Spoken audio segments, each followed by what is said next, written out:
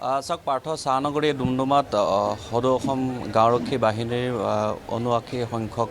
প্ৰতিষ্ঠা দিৱস আৰু ৰাজ্যিক অধিৱেশন দুদিনীয়া কাৰ্যসূচীৰে অনুষ্ঠিত কৰা হৈছে আৰু কালিৰ দিনটোত যিহেতু প্ৰতিনিধি সভা সম্পূৰ্ণ হৈ গৈছে আৰু প্ৰতিনিধি সভা শুভ উদ্বোধন কৰিছে অসম আৰক্ষীৰ আইজিপি প্ৰশান্ত কুমাৰ ভূঞাই আৰু তাৰপিছতে আজি দিনৰ ভাগত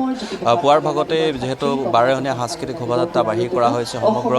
ডুমডুমা চহৰখনত ডুমডুমা মহাবিদ্যালয়ত আয়োজন কৰা এই বৰ্ণাঢ্য কাৰ্যসূচীত অসমৰ বিভিন্ন প্ৰান্তৰ পৰা যিহেতু গাঁওৰক্ষী বাহিনীৰ স্বেচ্ছাসেৱকসকল আহি ইয়াত উপস্থিত হৈছে প্ৰায় ৩০০-তকৈ লোক যিহেতু এই স্থানত আহি সমবেত হৈছে আৰু যিহেতু বিভিন্ন বৰ্ণাঢ্য কাৰ্যসূচী আছে মুকলি সভা অনুষ্ঠিত হ'বৰ কাৰণে আগবাঢ়িছে আৰু এই মুহূৰ্তত জাতীয় সংগীত পৰিৱেশন কৰিছে সকলোৱে মই সহযোগী সতীৰ্থ হিমাংকক পৰিৱেশটো দেখুৱাবৰ কাৰণে অনুৰোধ কৰিছোঁ এয়া হ'ল গাঁওৰক্ষী বাহিনীৰ অধিৱেশন আৰু প্ৰতিষ্ঠা দিৱস এই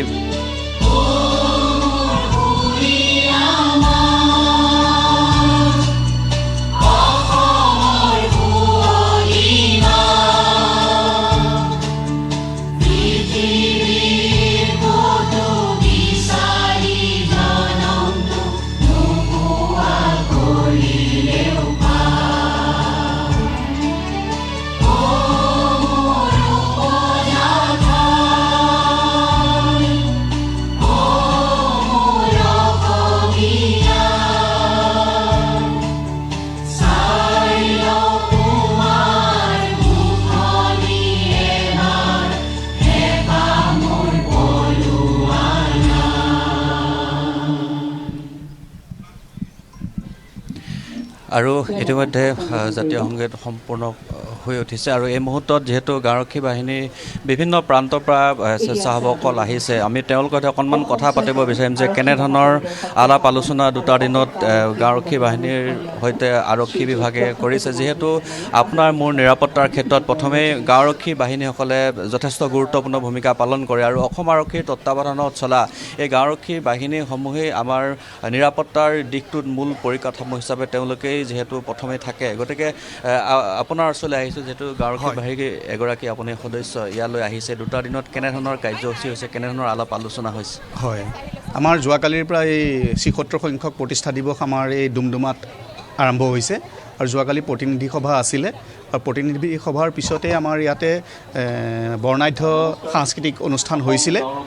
তাৰপিছত সন্ধিয়া শেষ হোৱাৰ পিছত আজি ৰাতিপুৱা পতাকা উত্তোলন স্মৃতি তৰ্পণ আৰু সাংস্কৃতিক শোভাযাত্ৰা হৈছিলে আৰু এতিয়া এয়া মুকলি সভা হৈছে আৰু আমি শোণিতপুৰ জিলাৰ পৰা আমি ৪১জনীয়া এটা টীমে আমি ইয়াতে যোগদান কৰিছোঁ হয় গাঁওৰক্ষী বাহিনী কেনেধৰণৰ আলাপ আলোচনা হৈছে যিখন প্ৰতিনিধি সভা হৈছিলে প্ৰতিনিধি সভাখনত হয় প্ৰতিনিধি সভাত আমাৰ যি গাঁওৰক্ষী বাহিনীৰ যি ৰিমুনাৰেশ্যনৰ ব্যৱস্থা বা কেনেকুৱা ধৰণে আমাৰ সংগঠনটো আমি চলাব লাগে এনেকুৱা ধৰণৰ কথা বতৰাখিনি আমাৰ আলোচনা হৈছে আৰু এগৰাকী আছে আপোনাৰ ওচৰলৈ আহিছোঁ ক'ৰ পৰা আহিছে আপুনি মই বোকাজানৰ পৰা আহিছোঁ কাৰ্বি আংলং জিলা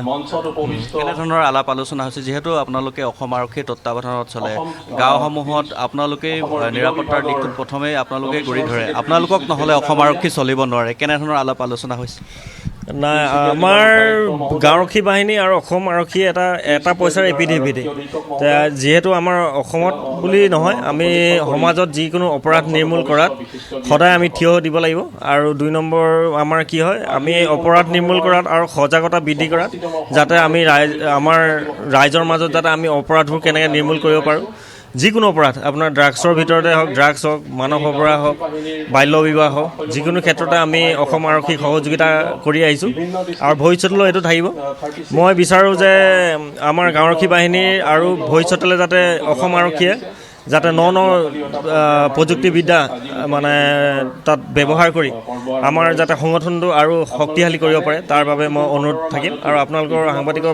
ফালৰ পৰা আমি অনুৰোধ থাকিলে যে আমাৰ ৭৬ সংখ্যক আমাৰ প্ৰতিষ্ঠা দিৱসত আপোনালোক অহাৰ কাৰণে আৰু চাওক পাৰ্থ এইদৰে এতিয়া অসমৰ বিভিন্ন ঠাইৰ পৰা গাঁওৰক্ষী বাহিনীৰ সদস্যসকল তেওঁলোকে এই অধিৱেশনলৈ আহিছে আৰু বিভিন্ন দিশৰ পৰা তেওঁলোকৰ যিখিনি অভাৱ অভিযোগ আছে সেই অভাৱ অভিযোগসমূহ কালিৰ অনুষ্ঠিত হোৱা প্ৰতিনিধি সভাতে তেওঁলোকে বিশদভাৱে আৰক্ষীৰ লগত পোনপটীয়াভাৱে তেওঁলোকে আলোচনা কৰিছে আৰু এটা কথা ক'ব লাগিব যে যিহেতু তেওঁলোক নহ'লে অসম আৰক্ষী চলিব নোৱাৰে যিহেতু গ্ৰাম্য অঞ্চলত গাঁওৰক্ষী বাহিনীৰ সহযোগতে তেওঁলোকে যিকোনো ধৰণৰ অপৰাধ অসম আৰক্ষীয়ে নিৰ্মূল কৰিবৰ কাৰণে তেওঁলোকে সক্ষম হয় গাঁওৰক্ষী বাহিনীৰ সহযোগ অবিহনে তেওঁলোকে বিভিন্ন ধৰণৰ কাম কাজ কৰাত যথেষ্ট অসুবিধা হয় গতিকে এই অধিৱেশনখন এইবাৰ ডুমডুমা চাহ নগৰীত আয়োজন কৰি তেওঁলোকৰ যিখিনি অভাৱ অভিযোগ সমস্যা আছে সেইখিনি অসম আৰক্ষীয়ে নিৰ্মূল কৰাৰ ক্ষেত্ৰত কেনেদৰে ব্যৱস্থা গ্ৰহণ কৰে সেইখিনি পৰৱৰ্তী সময়ত লক্ষণীয় হ'ব আৰু এই মুহূৰ্তত যিহেতু আজি এই যিখন মুকলি সভা অনুষ্ঠিত হৈছে গাঁওৰক্ষী বাহিনী ঠিক আছে প্ৰশান্ত এই মুহূৰ্তত আপোনাক আমি ধন্যবাদ জ্ঞাপন কৰিছোঁ আমি পৰৱৰ্তী সময়ত পুনৰ আপোনাৰ সৈতে সংযুক্ত হ'ম বৰ্ণাঢ্য কাৰ্যসূচীৰে যিহেতু এই অধিৱেশনৰ আয়োজন কৰা হৈছে আমি পৰৱৰ্তী সময়তো পোনপটীয়া সম্প্ৰচাৰ লৈ আহিম